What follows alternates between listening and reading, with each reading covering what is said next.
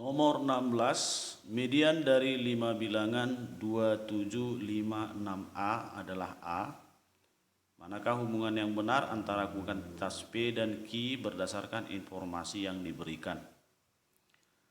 P-nya nilai A dan Q-nya rata-rata. Baik, yang pertama diketahui di soal bahwa mediannya adalah A. Berarti data yang berada di tengah-tengah itu adalah si A. Karena datanya ada 5 dan A-nya berada di tengah-tengah, berarti di sebelah kiri A ada 2 data dan di sebelah kanannya ada 2. Di sebelah kirinya sudah pasti yang kecil, berarti 2 dengan 5. Kemudian di sebelah kanan yang lebih besar ya, berarti 6 dan 7. Baik, dari sini bisa kita tentukan nilai A. Karena A itu berada di antara 5 sampai 6, berarti bisa kita buat intervalnya 5 lebih kecil sama dengan A, lebih kecil sama dengan 6. Inilah yang menjadi nilai P ya. Inilah yang menjadi nilai P-nya. Kemudian untuk mencari rata-rata, rata-rata itu adalah jumlah semua data ya, sigma X dibagi dengan N. Jumlah semua data berarti 2 tambah 5, 7, 7 tambah 6, 13, 13 tambah 7, 20, 20 ditambah A dibagi dengan N-nya adalah 5, banyaknya data ya. Oke, inilah yang menjadi rata-rata, inilah yang menjadi nilai Q. Nah sekarang yang pertama, karena A-nya antara 5 sampai 6 dan bilangan bulat antara 5 sampai 6 itu adalah 5 dan 6. Oke. Kalau kita substitusi atau kita masukkan A-nya 5 ke dalam rata-rata, ya, kalau A-nya 5 maka Q-nya adalah 20 ditambah 5, 25 dibagi 5 sama dengan 5. Kalau kita masukkan A-nya 6, berarti Q-nya sama dengan 20 tambah 6, 26 dibagi 5, berarti 5/5. Nah, kalau A-nya 5, Q-nya 5, berarti P sama dengan Q. Kalau A-nya 6, Q-nya 5/5, berarti P-nya lebih besar daripada Q. Berarti data ini tidak bisa memastikan apakah P lebih besar Q atau P sama dengan Q. Maka jawabannya adalah D. Nomor 17, waktu yang dibutuhkan Dion ke sekolah dengan jarak 20 km menggunakan motor 10 menit lebih cepat daripada menggunakan mobil. Kecepatan Dion naik motor adalah 60 km per jam. Manakah hubungan yang benar antara kuantitas P dan Q berdasarkan informasi yang diberikan? P kecepatan mobil dan Q 40 km per jam. Yang pertama, pada waktu Dion naik motor dengan jarak 20 km, kecepatannya adalah 60 km per jam. S sama dengan V kali T. Jaraknya 20 km, sedangkan kecepatannya adalah 60 dikali T. Berarti T sama dengan 2/6 jam. Ya, 2/6 jam itu sama dengan 2/6 dikali 60 menit. Maka T-nya adalah 20 menit. Oke. Sekarang mobil ya.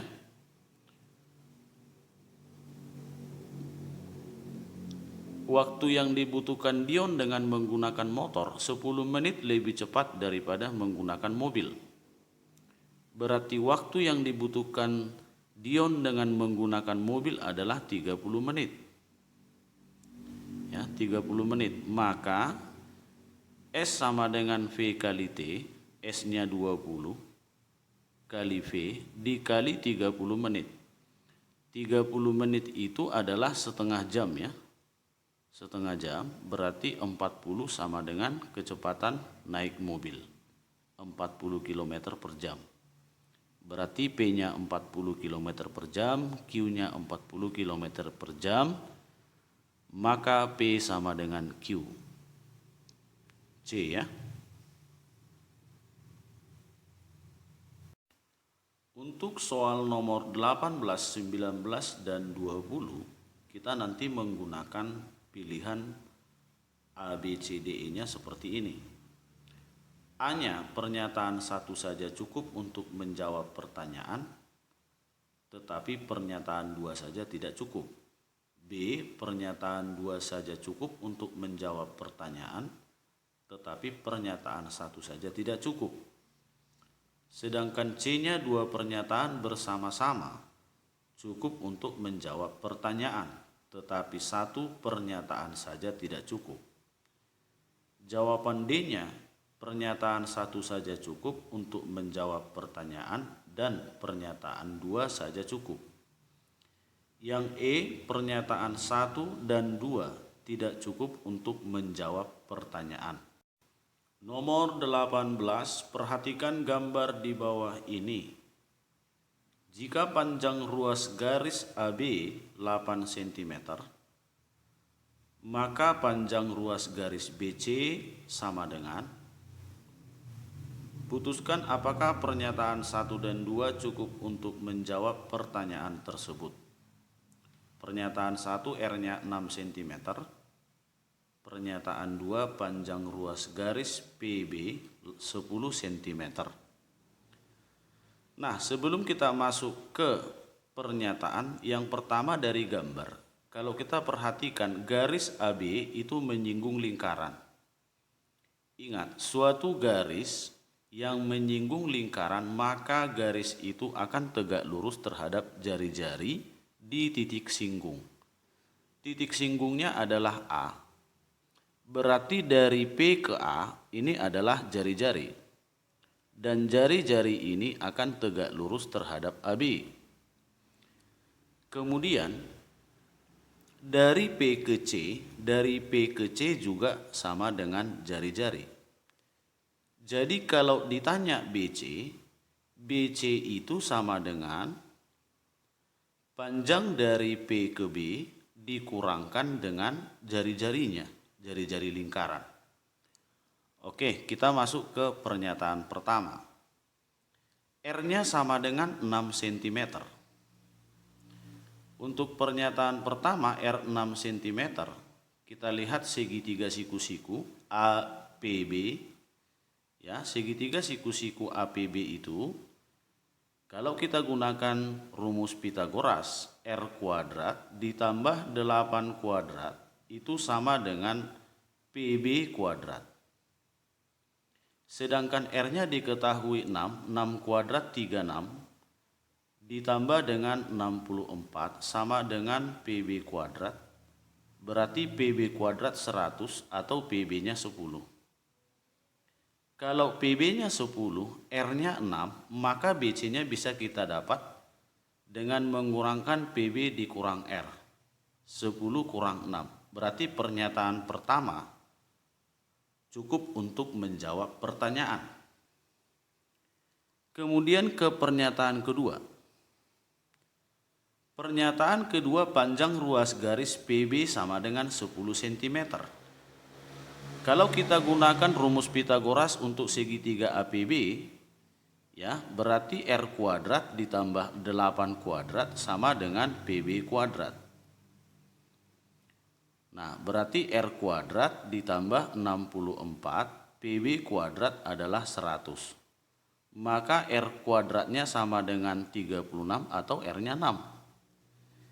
PB-nya 10, R-nya 6, berarti BC-nya juga tetap bisa ditemukan dengan pernyataan kedua. Pernyataan pertama cukup untuk menjawab, pernyataan kedua juga cukup untuk menjawab pertanyaan, maka pilihannya adalah D.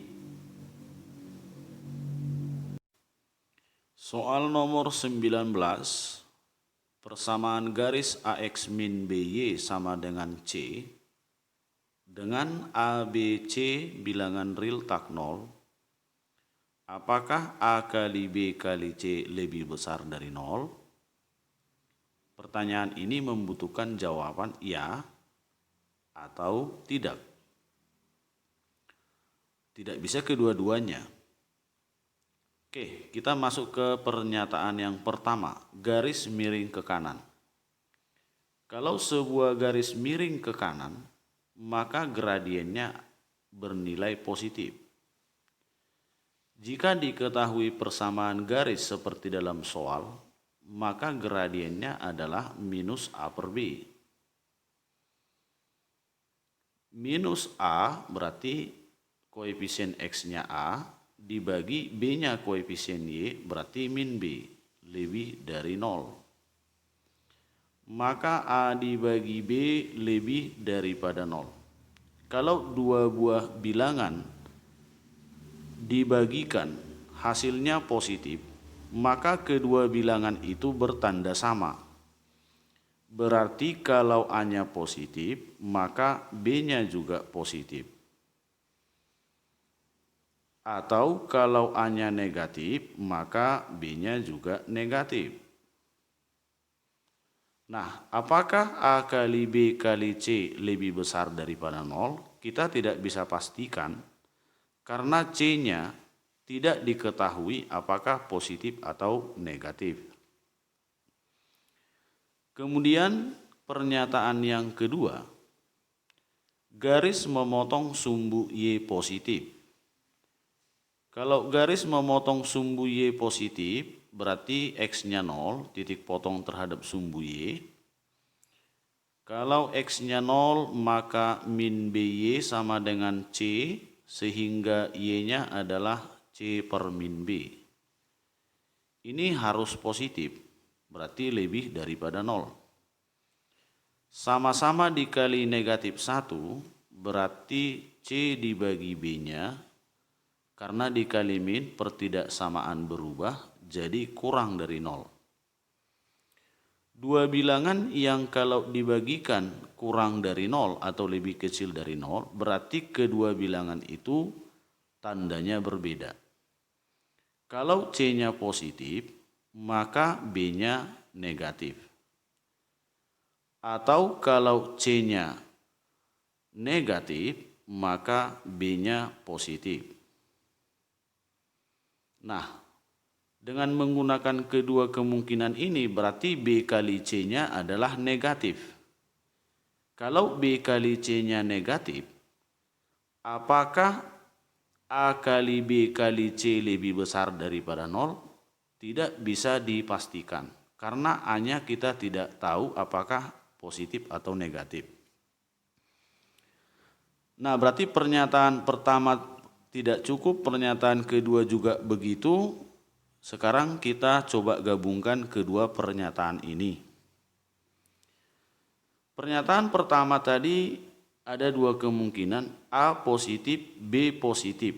Kalau B positif, di pernyataan kedua B-nya positif, maka C-nya negatif. Ya, berarti ini pasangannya. Kalau kita kalikan A kali B kali C, positif kali negatif, positif kali positif, positif, dikali negatif, ternyata hasilnya negatif. Maka kemungkinan pertama tidak ya, A kali B kali C-nya ternyata lebih kecil daripada 0. Oke, ini jawabannya tidak. Kemungkinan yang kedua, A negatif, B negatif. Kalau B-nya negatif berarti pasangannya C-nya positif. Berarti ini pasangannya kemari. Kalau kita kalikan negatif kali positif, negatif kali negatif positif, positif kali positif, positif, ternyata iya. Ya. Ini tidak pasti ya, tidak pasti jawabannya iya atau tidak. Maka kesimpulannya adalah Kedua pernyataan ini tidak cukup untuk menjawab pertanyaan ini. Berarti jawaban E. Nomor 20, perhatikan gambar berikut ini. Tentukan nilai alfa tambah beta. Putuskan apakah pernyataan 1 dan 2 berikut cukup untuk menjawab pertanyaan tersebut. Sebelum kita ke pernyataan yang pertama, kalau kita lihat segitiga BCP, sudut P-nya adalah 180 dikurang beta. Nah, untuk segitiga BCP, alfa ditambah dengan 30 ditambah dengan 180 dikurang beta, ini harus sama dengan 180. Jumlah sudut dalam segitiga adalah 180 derajat. Berarti alfanya ini 180-nya habis, maka 30 derajat sama dengan beta dikurang alfa. Inilah yang bisa kita dapat dari gambar. Kemudian pernyataan pertama, sudut BAC berarti sudut A ditambah dengan sudut PBA, ya, sudut PBA sama dengan 130. PBA kita buat jadi B, berarti A ditambah B, ditambah dengan sudut P, itu kan harusnya 180 derajat. Sudut BAC tadi A, sudut PBA adalah B, ini jumlahnya 130. Berarti 130 ditambah dengan sudut P-nya adalah beta, sama dengan 180 derajat. Berarti kita perolehlah betanya 50 derajat. Kalau beta 50 derajat, kita masukkan ke persamaan pertama, beta kurang alfa sama dengan 30, maka kita peroleh alfanya sama dengan 20 derajat. Berarti alfa tambah beta adalah 70. Maka pernyataan 1 cukup untuk menjawab pertanyaan. Kemudian pernyataan kedua, AB sama dengan BP. Kalau AB sama dengan BP, maka sudut A-nya adalah beta. Oke, segitiga sama kaki, BA sama dengan BP-nya, ya, atau AB sama dengan BP-nya. Berarti sudut yang berada di kaki harus sama besar, maka A-nya sama dengan beta. Kemudian kita lihat lagi segitiga ABC. Segitiga ABC, sudut A ditambah sudut B ditambah dengan sudut C harus 180 derajat. Kalau A-nya adalah beta, sedangkan P-nya juga beta, maka B-nya 180 dikurang 2 beta. Baru kita masuk ke segitiga BC, sudut A berarti beta, ditambahkan dengan sudut B 180 kurang 2 beta, ditambah alfa, kemudian ditambah dengan 30 derajat, ini harus sama dengan 180. Oke, berarti 180-nya bisa habis. Beta dikurang 2 beta adalah min beta, ditambah alfa, min 30 pindah ke kanan jadi min 30. Dikali negatif, beta kurang alfa sama dengan 30. Nah, beta kurang alfa 30. Persamaan yang kita dapatkan di atas tadi, beta kurang alfa juga 30. Berarti pernyataan 2 ini tidak untuk menjawab alfa tambah beta. Berarti satu saja yang bisa menjawab, maka jawabannya adalah A.